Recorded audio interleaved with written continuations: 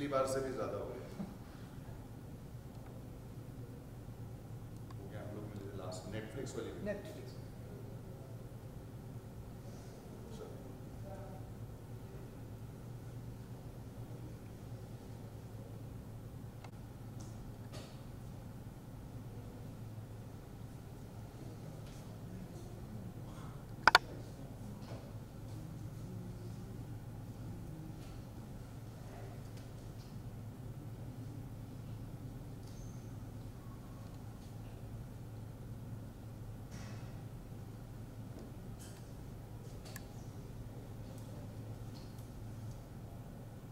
Thank you. Thank you, sir. Thank you, so sir. much. And good luck, sir. Thank you, buddy. Thanks a lot.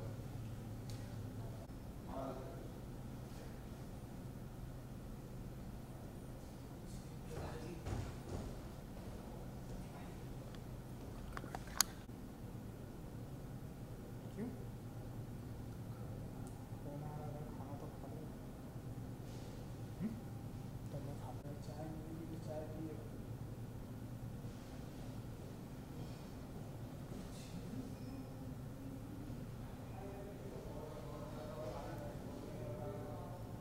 Trailer काफ़ी awesome है अभिमन्यु जी।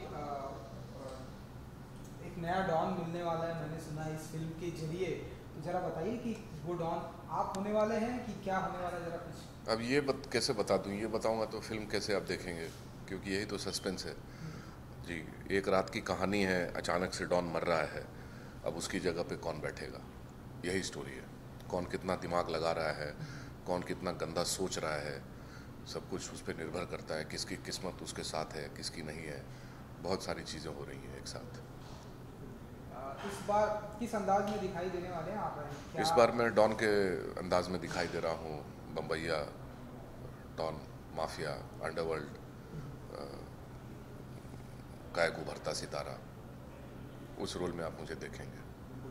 इस तरह के किरदार को कितना एंजॉय करते हैं आप? एंड ये इस तरह का ये वाला डॉन का किरदार तो पहली बार मैं कर रहा हूँ, बॉम्बे डॉन। हाँ हाँ, इसके पहले मैंने किया है, भौकाल में किया था मैंने, based on a true story. वो शौकीन था, वो मुजफ्फरनगर यूपी का डॉन था, मगर ये बॉम्बे का डॉन मैं पहली बार प्ले कर रहा हूँ। बहुत बड़ी स्टार कास्ट है। जिमी सेठी है, आप हैं, और भी कई सारे लोग हैं। कुछ नए चेहरे भी हमें इस फिल्म के जरिए देखने को मिलेंगे। तो कैसा होता है एक्सपीरियंस जब इतनी बड़ी स्टार कास्ट के साथ में काम करने का? क्या कुछ अच्छा एक्सपीरियंस होता है। अच्छा स्टार कास्ट हो, अच्छे एक्टर्स हों तो ऑटोमेटिकली आपका मोरल अपलिफ्ट हो जाता है। आपको लगता है कि आप बहुत अच्छा काम कर सकते हैं, क्योंकि आपके इर्द गिर्द अच्छे लोग हैं, अच्छे एक्टर्स हैं, तो एक अच्छी फीलिंग आती है। फिल्मी पर्दे पर हमने देखा है अभिमन्यु जी, ढेर सारे डॉन को हमने देखा है।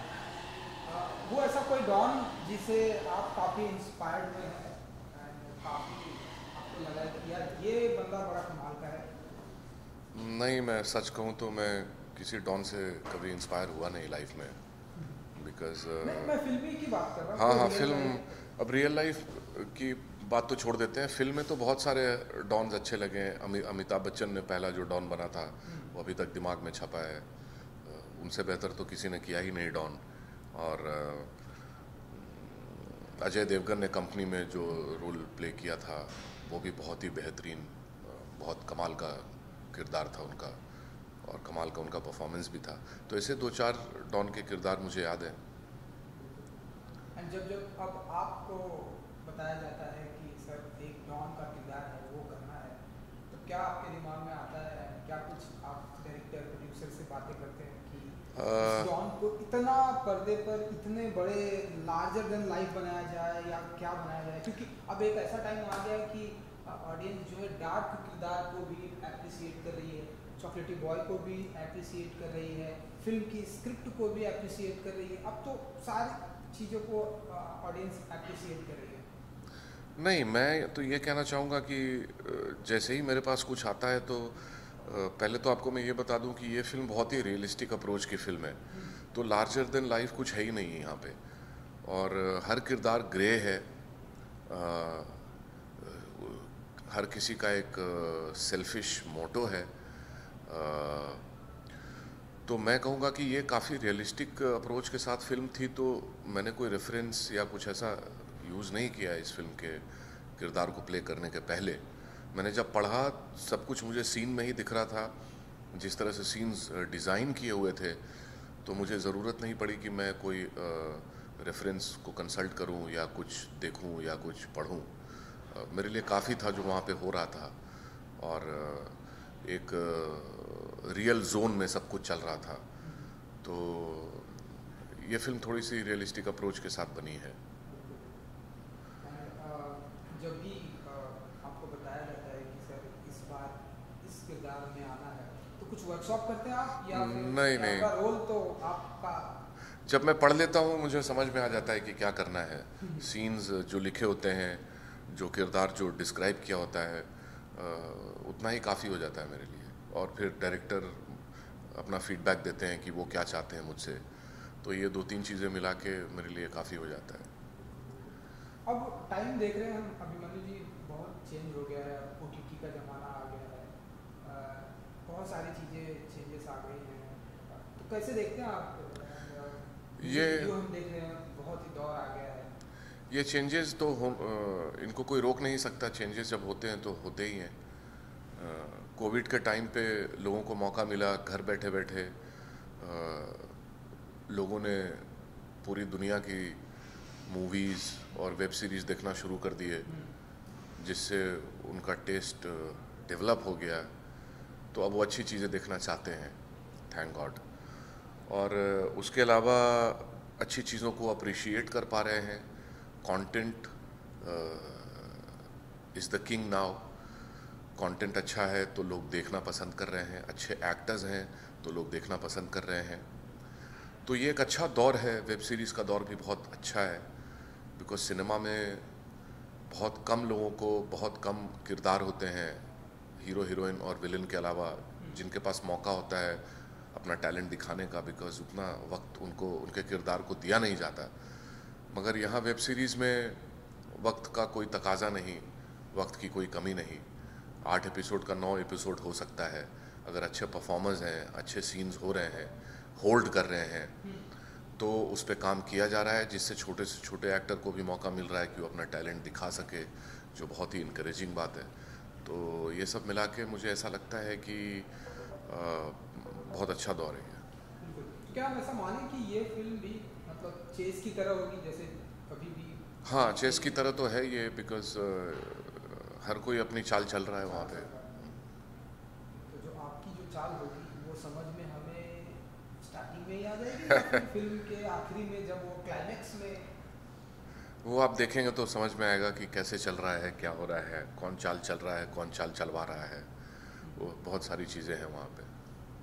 रियल लाइफ की मैं बात करूँगा। रियल लाइफ का एक सवाल ये है कि रिसेंटली हम देख रहे हैं कि हमारी सोसाइटी में जिस तरह से डॉन का सफाया किया जा रहा है, जिस तरह से डॉन को ख़त्म करने की चाल चली जा रही है, चाहे मैं पूरे इंडिया में बात करूँ या यूपी में हाल ही के दिनों में जो कुछ भी हुआ, कैसे देखते हैं आप? एंड आप क्या मानते हैं कि डॉन का सफाया पूरी तरह से हो जाना चाहिए या होगा, या फिर डॉन का सफाया तब तक नहीं होगा जब तक ये दुनिया चलती रहेगी?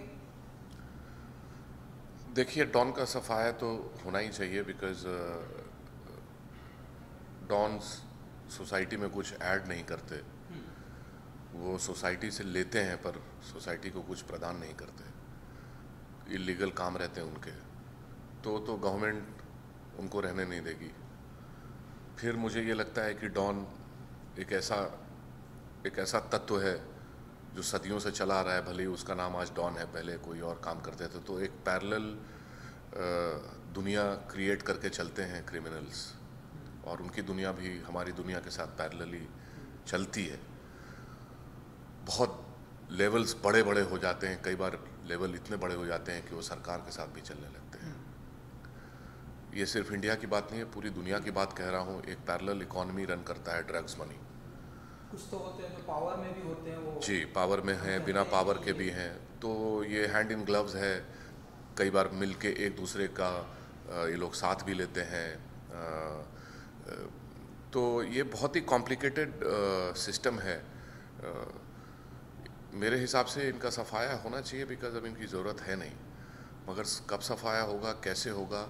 जब सफाया हो जाएगा तो ये लोग फिर से प्रकट हो जाएंगे। ये कब से हो रहे हैं, कब से चलता रहेगा। तो ये दुनिया है यहाँ, it takes all the kinds to make this world. And sir आखिरी सवाल ये कि 19th ऑफ मई को सिनेमा में आने वाली है ये फिल्म, अपने फैंस को कुछ कहेंगे आप? जी हाँ, मैं फैंस को कहूँगा कि अपने नज़दीकी सिनेमा घरों में जाइए, अपने दोस्तों के साथ, परिवार के साथ इस फिल्म को देखिए। साफ़ सुथरी फिल्म है। बहुत समय के बाद आपको अंडरवर्ल्ड माफिया की एक अलग दुनिया देखने को मिलेगी। बहुत बहुत धन्यवाद आपका। Thank you so much. Thank you. तो सबसे पहले तो कॉन्ग्रेचुलेशन, ट्रेलर जब से आए हैं काफ़ी भौकाल मचा है कि अपकमिंग डॉन कौन आने वाला है इस फिल्म के जरिए। तो आप जरा बताइए कि कौन आने वाला है हमारी हिंदी फिल्म इंडस्ट्री में एक नया डॉन। अरे नहीं यार, कैसी बातें करते हो। मेरे हिसाब से असली डॉन तो हमारा डायरेक्टर है। या उसने कहानी लिखी है और उसी ने डायरेक्शन की है, और बहुत ही बढ़िया कहानी। जैसे मैं पहले भी कहा था कि फिल्म तो अपना नसीब लेके आती है, वो कितना चलती है नहीं चलती है वो किसी के हाथ में नहीं होता। लेकिन एक चीज़ तो गारंटीड है कि ये फिल्म, इसकी कहानी, इसका स्क्रीन प्ले जो है वो डेफिनेटली एक केस स्टडी बनेगा फिल्म स्टूडेंट्स के लिए। जिस तरीके से इसका स्क्रीन प्ले, इस तरीके का नयापन है इस कहानी में, आई थिंक। बाकी तो एक कमर्शियल फिल्म को जब आप प्रमोट कर रहे होते हो तो उसमें आपको ये करनी होती है कि कौन डॉन बनेगा, डॉन की कहानी है, ये वो। ये फिल्म जो है वो एक मुंबई की एक ऐसी रात की कहानी है जिसमें कुछ ऐसे हादसे होते हैं, कई ऐसे हादसे होते हैं जो यहाँ के अंडरवर्ल्ड और सिस्टम और पुलिस सबको हिला के रख देते हैं। किसी को समझ में नहीं आता है कि ये कौन कर रहा है, क्या कर रहा है। ये उस एक रात की कहानी है, वन नाइट। और सबसे फनी बात यह है कि मेरे पास जब इस कहानी को लेके एक ऑफ़र आई थी तो जैसे हमारा जो काम देखते हैं अक्षय, वो बताते हैं कि एक ये है, एक सो एंड सो है, एक ये है, एक वो है, और एक ये है, तो एक रात की कहानी है। मैंने कहा एक रात की कहानी है मतलब 35-40 रातें जो है वो करनी पड़ेगी। मैंने 1-2 बार 3 बार ये किया है। आदमी एक भूत की पिक्चर में कर रहा था, उसमें 40 रातें आदमी खुद भूत बन जाता है वो 40 रातों में। पूरा सिस्टम, नेचुरल सिस्टम ही हिल जाता है आपका। तो मैंने कहा यार ये तो मैं नहीं करता हूँ अब नाइट शूटिंग। 1-2 रात किसी फिल्म में निकलती है, ठीक है, बट 40 रातों वाली फिल्में तो मैं ना बोल देता हूँ यार, नहीं हो पाता है। तो फिर बात वहीं ख़त्म हो गई। और स्क्रिप्ट्स पढ़ने का शौक़ है मुझे, तो मेरे पास सारी स्क्रिप्ट्स जितनी भी होती हैं सब आ जाती हैं। वो उनको मैंने बोला हुआ है कि यार स्क्रिप्ट्स मेरे पास सारी भेज दिया करो, मैं सारी पढ़ूँगा, मुझे पढ़ने का शौक़ है। तो एक रात को, शाम को एक्चुअली, मैं उस रात को पढ़ने के लिए मैं एक स्क्रिप्ट जो है वो निकाला। उसमें मैंने देखा कि ये हिंदी में एक स्क्रिप्ट पड़ी हुई है, काफ़ी डिटेल्ड टाइप की लग रही थी।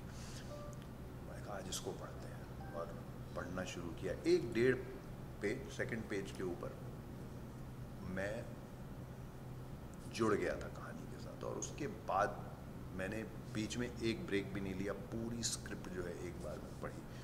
और इमीडिएटली मैंने अपने मैनेजर को फ़ोन किया और मैंने कहा यार ये कौन सी है, इसका प्रोड्यूसर कौन है?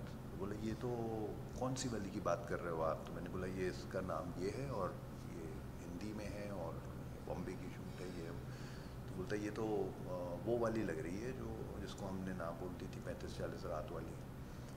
तो मैंने कहा यार इनको फ़ोन करो, उनसे पूछो अगर इन्होंने किसी और को कास्टिंग को, टाइम बीत गया था काफ़ी बीच में, नहीं किया है तो फिर करो। और अगर इन्होंने किसी और को भी कास्ट कर लिया उस रोल में तो इनको ये बोल दो कि कोई और किरदार छोटा मोटा हो तो मैं करूँगा, और मैं मतलब I want to be a part of this film. So luckily हमारी किस्मत थी कि अगले दिन उन्होंने बोला कि नहीं, हमने उस रोल के लिए नहीं किसी को फाइनलाइज किया है। मैंने इमीडिएटली बोला, मैंने कहा भाई आप ये ऑन करो, मैं आई एम ऑन। आपको जैसा जितने भी नाइट्स चाहिए ले लो, but we'll do this film because I wanted to be a part of this film. तो मतलब ये स्क्रिप्ट आपको इतनी दमदार, इतनी स्क्रिप्ट भी strong दमदार है और इतना उसके बाद दमदार। मेरा क्वेश्चन उनके साथ सिर्फ इतना था कि देखिए समझिए मैंने स्क्रिप्ट पढ़ी है तो माइंड ब्लोइंग, मतलब there is no two ways about it, this script is outstanding, but ये जो आपने लिखा है क्या है, आप इससे बना लोगे? उन्होंने जवाब नहीं दिया था, उन्होंने सिर्फ एक हंसी दी थी कि करके, और नहीं नहीं सर बिल्कुल पूरी जान लगा देंगे ऐसा करके कुछ बोला था एंड ऑल दैट व्हाटएवर। और मैंने पहले दिन उनके साथ शूटिंग की और नेक्स्ट डे मुझे उस दिन जब मैं घर वापस आया तो मुझे थोड़ा ऐसा लगा कि यार मैंने क्यों इस इंसान से ऐसा पूछा था कि आप बना लोगे, ये तो इतना अच्छा काम था। नेक्स्ट डे जाके मैंने उनको बोला था, मैंने कहा आई एम सॉरी मैंने आपसे ऐसा पूछा था, तो बोले आप ऐसा क्यों बोल रहे हो? तो मैंने कहा नहीं मैंने एक दिन आपके साथ काम किया और मुझे ऐसा लगा कि you know what you are heading into, so I am sorry that I even asked you that question. So I think some films are special, ये एक ऐसी कहानी है और ऐसी फिल्म है जो कहीं ना कहीं डेंट मार सकती है, और मैं उम्मीद करता हूँ कि मारे तो मज़ा आएगा। तो हम ऐसा माने कि डायरेक्टर एंड प्रोड्यूसर ने आपको 40 रातें सोने नहीं दी? नहीं, लकीली हम लोगों ने उससे कम में काम, चलिए 35 मान लेते हैं। हाँ, क्योंकि 30 मान हमने- लेते हैं। 30 आप रातें। आई थिंक 25 के आसपास होगा, आई थिंक 25-26 के आसपास, क्योंकि बहुत सारा पोर्शन ना उन्होंने डे में कन्वर्ट कर दिया था, तो लकीली उससे भी बहुत सेफ्टी हो गई, क्योंकि लॉट्स ऑफ सीन्स हालांकि नाइट सीन थे मगर इंटीरियर थे, तो उसको तो दिन में आप कर दिन में सकते हो। कर वो बाहर रोड के ऊपर हो और वो सब सारा चल रहा है, ड्राइविंग है और ये है ओपन में है, वो सब तो नाइट में होगा। बट बहुत वेल प्रिपेयर्ड थे ये लोग, मतलब मैंने नहीं सोचा था कि जब कोई मोस्टली जो न्यू लोग होते हैं वो इतने प्रिपेयर्ड नहीं होते हैं। हालांकि इन्होंने किया हुआ है, काफ़ी काम किया हुआ है। के मेनन के साथ इन्होंने अभी एक वेब सीरीज़ ख़त्म की है मुर्शिद करके, जिसकी फुटेज मुझे इन्होंने दिखाई थी, मुझे बहुत पसंद आई थी। तो वहाँ पे भी मैंने इनको बोला था कि यार इसको इस तरीके से क्यों नहीं करते ये जैसा मुर्शिद में किया है। उन्होंने बोला वो अलग स्टोरी है, अपनी अलग स्टोरी है, तो अपने को एक अलग तरीके से करना है। बट इतना प्रिपेयर्ड और इतना वेल प्रिपेयर्ड थे ये लोग हर चीज़ को लेके, मैंने एक्सपेक्ट नहीं किया था। ट्रेलर में तो जैसा कि हमने देखा ही आपको किस अंदाज में आप आने वाले हैं, आपसे जानना चाहेंगे कि किस अंदाज में आप आने वाले हैं इस बार, एंड कितना धूम धड़ाका, कितनी गोलीबारी होने वाली है?